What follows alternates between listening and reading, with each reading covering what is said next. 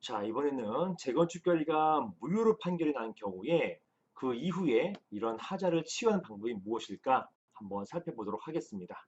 먼저 질문을 한번 읽어보겠습니다. 안녕하세요, 변호사님. 저는 경기도에 있는 오피스텔의 재건축위원회 위원장입니다.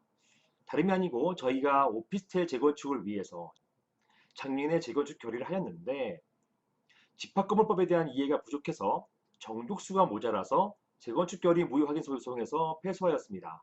굉장히 안타까운 사정이 있네요. 그냥 정족수가 모자라서 즉 80%이거든요. 구분 소유자 머릿수 80%와 지분의 80%인데요. 이 머릿수 80% 계산하는 데 있어가지고 이게 집합 건물이다 보니까 집합 건물 머릿수 계산하는 게 쉽지가 않아요. 복잡합니다. 특히나 다점포, 그러니까 다물권 소유자인 경우에 머릿수 계산법하고 공유자가 있는 경우, 또 이 공유 물건이 여러 개 있는 경우, 이런 경우에 계산법이 복잡하거든요. 그래서 아마도 이런 실수가 있었던 것 같습니다. 아무튼 소송에서 패소했고 이 경우에 다시 재건축 결의를 새로 받아야 하는 것인가요? 아니면 나머지 부족한 정족수를 채우면 재건축 결의가 유효하게 완성되는 것인가요? 라고 하는 질문을 주셨습니다. 사실상 실무에서 굉장히 자주 문제가 되는 게 아닌가 싶습니다. 이런 경우는 저도 너무 많이 봤고 그 다음에 제가 무효로 만든 경우도 있고 무효를 다시 소송 중에 유효하게 바꾼 경우도 있고 다양한 경험들이 있습니다. 이런 경우가 가장 많이 문제가 되는 경우를 할 수 있겠습니다. 먼저 집합건물. 자, 이러한 집합건물에 대한 재건축은 집합건물법의 재건축 결의 관련된 규정에 따르게 됩니다. 그리고 이런 재건축 관련된 규정은 세 개의 조문이 있고요. 이 세 개의 조문을 가지고서 재건축이 이루어지게 되는 것입니다. 자, 이런 조항이 있다는 것 한번 보시고요. 다음 넘어가겠습니다.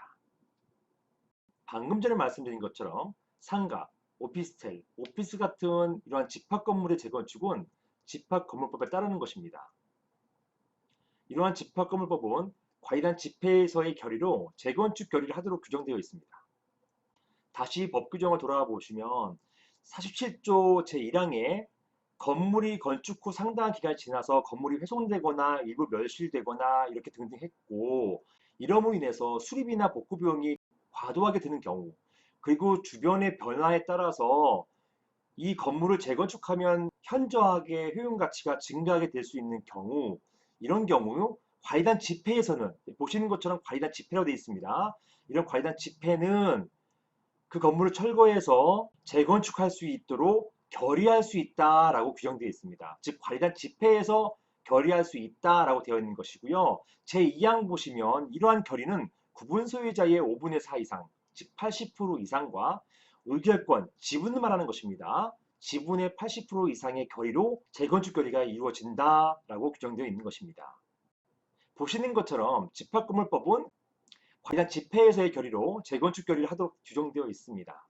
이런 유효한 재건축 결의가 있었는지 여부는 반드시 최초의 관련 집회에서의 결의에 한정해서 볼 것은 아닙니다. 자, 이것도 팔리에티드이거든요.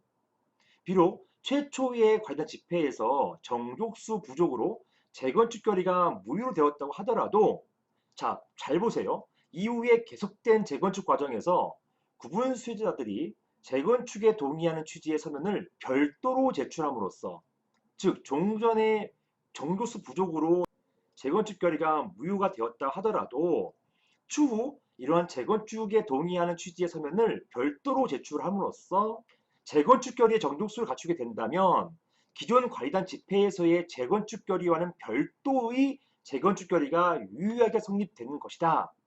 이렇게 볼 수 있고요. 이게 또 팔리에티드이기도 합니다. 근데 이제 이게 문제가 되는 경우는 이렇게 별도로 제출한다. 여기 서면을 별도로 제출한다. 그 다음에 재건축 결의와는 별도의 재건축 결의가 성립된다. 이런 표현을 두고서 어떤 경우에는 종전에 받은 재건축 동의서에다가 조금 모자랄 거 아니에요? 여기다가 몇 개만 더 추가하면 된다라고 하는 견해, 이런 게 판례로도 뒷받침되는 것 같아요. 이런 견해가 있는 반면에 아니다.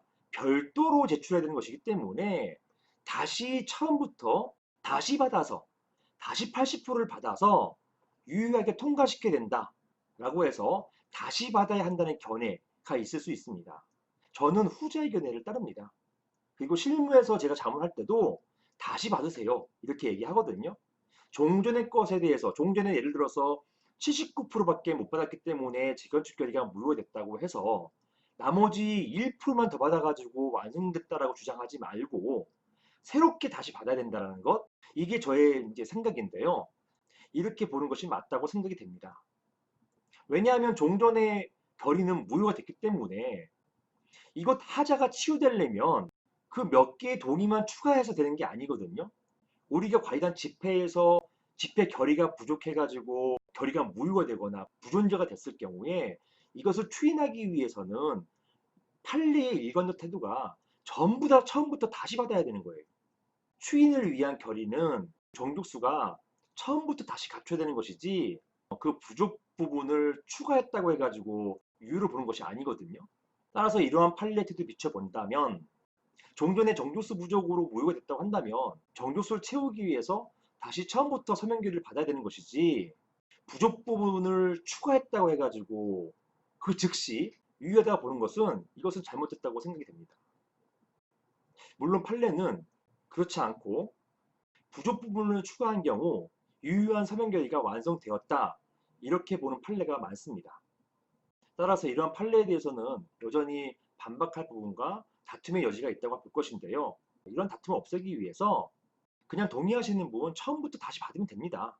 이게 쉽지 않다고 하지만 그래도 이런 경우 처음부터 다시 받도록 자문을 드리고 있습니다. 이상입니다.